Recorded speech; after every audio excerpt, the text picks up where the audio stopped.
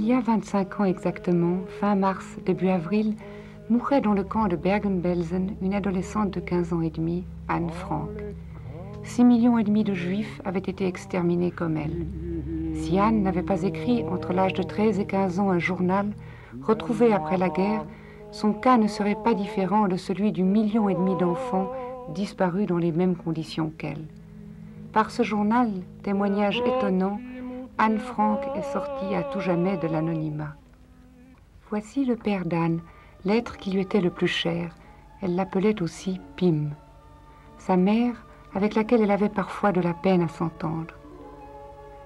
Margot, sa sœur, de 3 ans son aînée.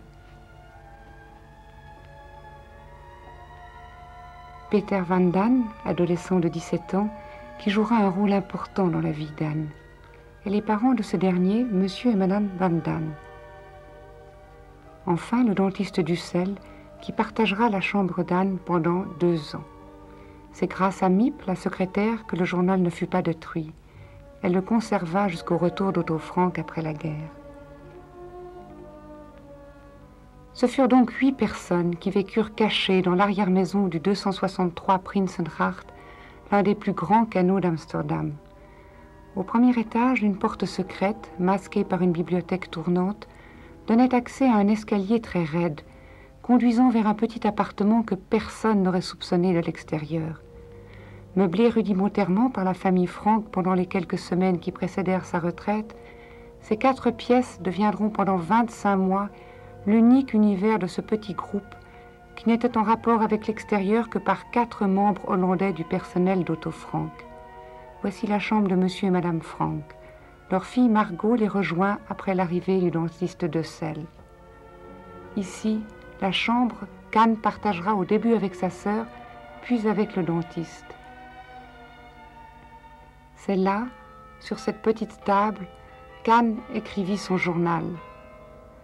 À l'étage au-dessus, on trouve la plus grande pièce, qui servait à la fois de chambre à coucher au couple Van Dan et de cuisine, salle de séjour pour chacun. Et enfin, au pied de l'échelle conduisant au grenier, la chambre de Peter.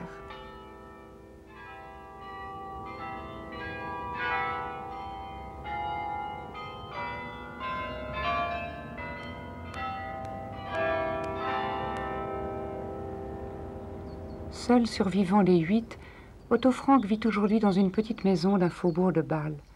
Il a plus de 80 ans. Avec lui, nous avons remonté le cours du temps. Un temps souvent bien pénible à évoquer.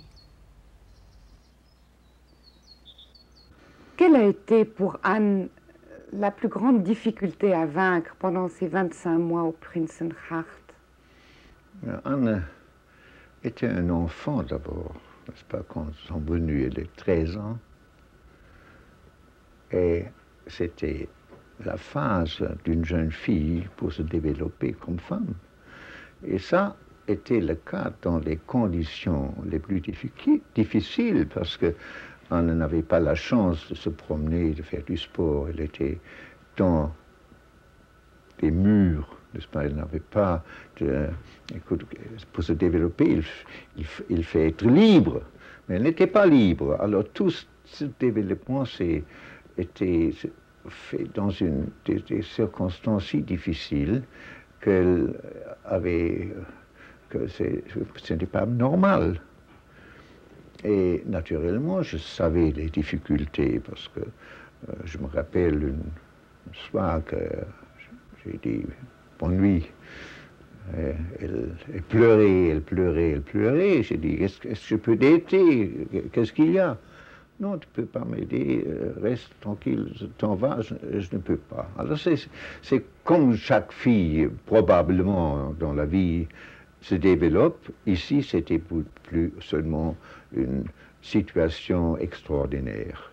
Et elle s'est développée, j'ai dit toujours à elle, chaque personne doit se développer, devenir soi-même. Elle a fait ça, elle a lu beaucoup, elle a discuté, elle savait très bien qu'elle devrait développer son caractère soi-même. Et par l'amitié avec Peter, c'est devenu un peu beaucoup plus facile parce qu'elle avait un jeune homme alors avec qui elle pourrait parler. Père m'a répété de me tenir à l'écart et d'espacer mes visites chez Peter le soir, mais je n'y songe pas. J'ai dit que non seulement j'aime bien la compagnie de Peter, mais que j'ai confiance en lui. Qu'est-ce que vous pensiez de cette amitié à cette époque? Je l'ai laissé. Qu'est-ce que je peux faire? Seulement, je ne voulais pas que ça va trop vite et que Anne, qui était assez sensible et assez énergique et assez sentiment, que se donne trop dans des environs aussi. C'était un peu difficile et j'ai parlé avec Anne de ça, elle a écrit de ça. Et elle a demandé, mon père doit avoir de confiance en moi. J'avais de confiance, mais tout de même, c'était un peu difficile. Je mis mes bras autour de son cou et j'embrassai sa joue. Et au moment d'embrasser l'autre, nos lèvres se rencontrèrent et sa bouche se pressa sur la mienne. Pris d'un vertige, nous nous serrâmes fort l'un contre l'autre et nous nous embrassâmes comme si jamais cela ne devait cesser. Est-ce que vous étiez conscient de ce que Anne, à 13 ans, était une adolescente déjà si mûre? Non, pas si mûre, parce qu'elle ne se mêlait pas dans les discussions. Vous voyez, nous avions eu des discussions de tout. Entre Van et Dussel et moi, il y avait la radio, on a discuté de la situation, on a eu le BBC toujours, naturellement, on a été là, écouter ce qu'on disait, mais elle ne disait rien. Alors, ses pensées, elle a mis seulement dans son journal. Alors, on voit ce qu'elle pensait, mais elle-même n'aura pas dit. Tout ceci m'a mené à la conclusion de ne jamais faire part à personne, si ce n'est à mon journal, de ma conception de la vie. Tout ce qui m'émouvait, je l'ai caché à Père. La dernière lettre du journal d'Anne date du 1er août 1944. Quand avez-vous été arrêté au Prinsengracht? Le 4 août, quelques jours plus tard. Comment s'est déroulée cette arrestation? Moi, je peux seulement raconter, j'étais au grenier avec Peter et nous avons travaillé, c'était anglais ou français, je ne me rappelle plus, et subitement, on écoutait un bruit et un homme arrivait au grenier avec un revolver et nous a arrêtés et c'était la fin. Alors, il nous a pris dans les chambres de M. Van. Et là, les autres étaient arrêtés. Il était là avec les mains, les bras en haut. Et parce qu'on croyait qu'on avait des armes. Mais aussitôt qu'on savait qu'il n'y avait pas des armes du tout, on a laissé les gens et on a dit préparez vos bagages, il faut partir. Alors tout le monde était calme, personne parlait vraiment. Et Anne? Ne parlait pas non plus. Elle est pâle naturellement. Tout le monde était pâle, bouleversé. Monsieur Coppers aussi, Monsieur Kraler aussi qui était là. Et alors on a pris les bagages, on avait le temps pour préparer un peu. Et un wagon venait pour nous emporter aux prisons. Anne n'a pas songé à prendre son journal avec elle? Non, mais personne n'a pensé à des choses pareilles. Non, je ne crois pas même qu'elle a pensé à son journal à ce moment-là. C'est impossible. Si on voit la situation, on ne pense pas à des choses. On est seulement bouleversé des événements. Peut-être la pensée plus tard aux prisons. Qu'est-ce qu'il y aura avec moi? Mais personne ne le sait, on ne peut pas parler des choses dont on ne sait rien, n'est-ce pas? Parce que Anne, comme vous-même, n'avez jamais pensé que votre cachette allait être découverte. Non, nous n'avons pas pensé que ça soit découverte. Est-ce que vous savez s'il y a eu une dénonciation? Probablement, il y avait des dénonciations, mais on ne sait pas qui a dénoncé. Vous restez combien de temps en prison? Seulement quelques jours. Il n'y avait pas beaucoup de temps en prison. Et on nous a transportés alors à Westerbork. C'était un camp hollandais. Et nous sommes allés ensemble dans une voiture avec les enfants et ma femme, et nous tous. Et dans ce camp-là, ce n'était pas trop mauvais parce qu'on devait travailler peu. Et le soir, on était ensemble. Et alors, on était très heureux là. Comment est-ce qu'elle était là? Hum? Quel était son moral? Elle était gaie, parce qu'elle pouvait se promener, elle retrouvait des jeunes gens, elle pouvait parler de tout le monde, avec tout le monde. Il y avait même une soirée où une jeune Israélienne a chanté des chansons yiddish. Là, ce n'était pas comme dans un camp en Pologne, c'était un camp hollandais tout de même. Mais on ne savait pas ce que va se passer. On croyait peut-être nous resterons là. Malheureusement, c'était le 3 septembre 1944 que le dernier transport à Auschwitz a été organisé. Nous tous sommes pris dans cette voiture de bestiaux où on nous a mis à Auschwitz. On a été en route 2 jours et demi, je crois. Il n'y avait pas beaucoup de place, comme vous pouvez imaginer. On était tranquille, on n'a pas parlé beaucoup. Et en arrivant à Auschwitz, les femmes et les gens étaient séparés. C'était le dernier moment qu'on a vu. Margot, Anne et ma femme. Et comment était Anne? Très déprimée? Très calme, probablement, très déprimée, oui. Mais on ne sentait rien. On était en soi, on n'a pas parlé beaucoup. Même, je n'aimais pas parler beaucoup à ma femme. J'ai seulement dit à mes enfants, si on survit et si je ne survis pas, vous connaissez l'adresse de ma mère, vous connaissez l'adresse de vos oncles, toujours il y a quelqu'un, vous pouvez aller. On parlait de ça, oui, mais on ne parlait pas beaucoup. Et où ont été transportés votre femme et Auschwitz. vos 2 filles? Tous à Auschwitz. Nous sommes tous à Auschwitz, mais alors les femmes ont allé dans le camp de Birkenau à Auschwitz pour les femmes et nous sommes restés à Auschwitz. Et où est morte Anne? À Bergen-Belsen. Anne et Margot ont été transportées fin de 1944 à Bergen-Belsen, tandis que ma femme est restée à Auschwitz. Et ma femme est déjà décédée en janvier de 1945. Est-ce que vous savez quelque chose de cette période de Bergen-Belsen? Non, pas beaucoup. On m'a raconté l'un ou l'autre. J'ai lu de Bergen-Belsen, c'est assez. J'ai parlé même à Lise, qui a encore vu Anne à Bergen-Belsen elle-même. J'ai parlé des gens qui étaient avec Anne les derniers jours avant sa mort, parce que Margot était si faible qu'elle tombait de son lit et cassé quelque chose, elle était morte quelques jours avant. Les 2 filles avaient de la fièvre, elles étaient typhoïdes, comment est-ce qu'on dit, les fièvres typhoïdes, qu'est-ce qu'on dit? Alors elles étaient tous 2 très faibles, et après quand Margot était morte, alors Anna ne pouvait plus résister non plus.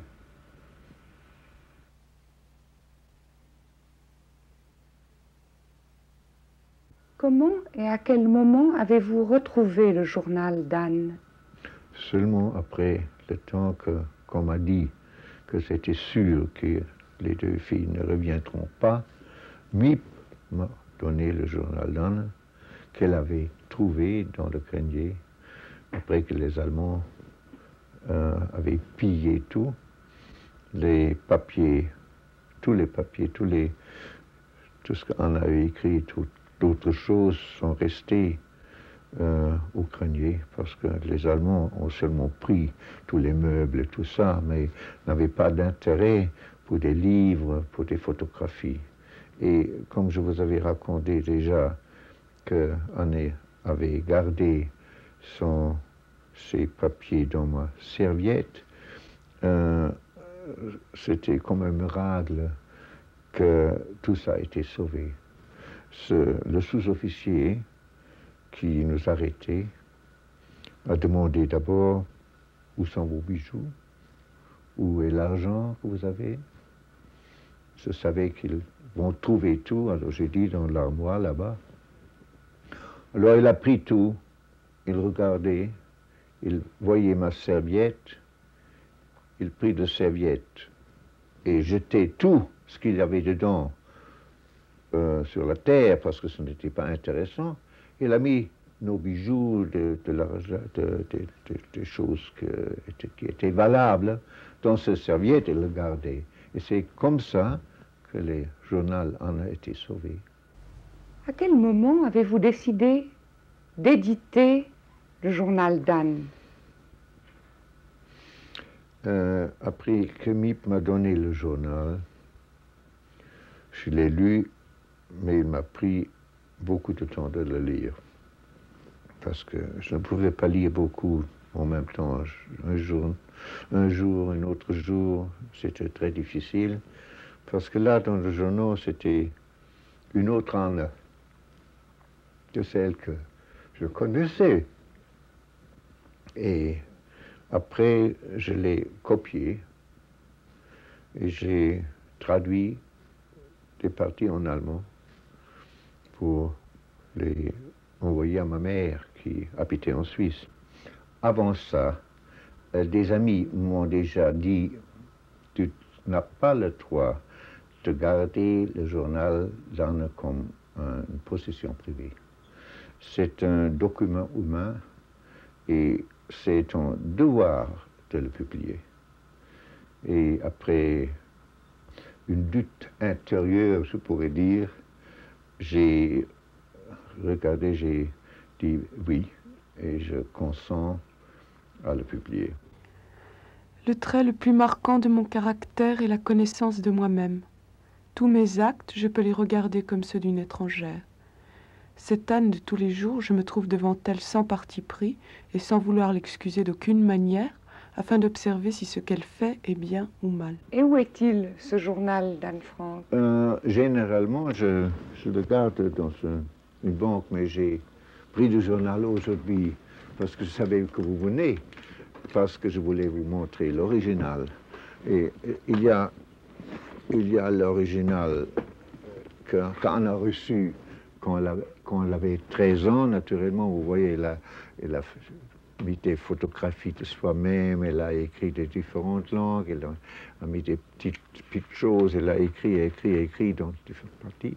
Et plus tard, elle a seulement eu des cahiers de bureau, hein, et elle a écrit, là, on voit toujours qu'elle a écrit avec une force, elle a fait des petits poèmes, elle a écrit, oui, voilà, elle a écrit Journal d'Anne Frank ici, du 22 décembre 1943 jusqu'au 17 avril 1944. Hein?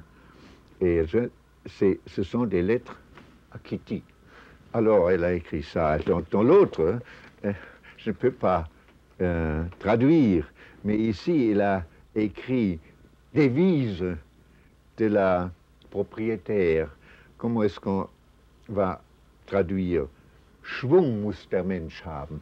Il faut avoir... l'élan. Hein? De l'élan. Oui. Ça c'était la devise pour ce journal. C'était le dernier journal. Oui. J'espère pouvoir tout te confier comme je n'ai encore pu le faire à personne. J'espère aussi que tu seras pour moi un grand soutien. Anne Frank.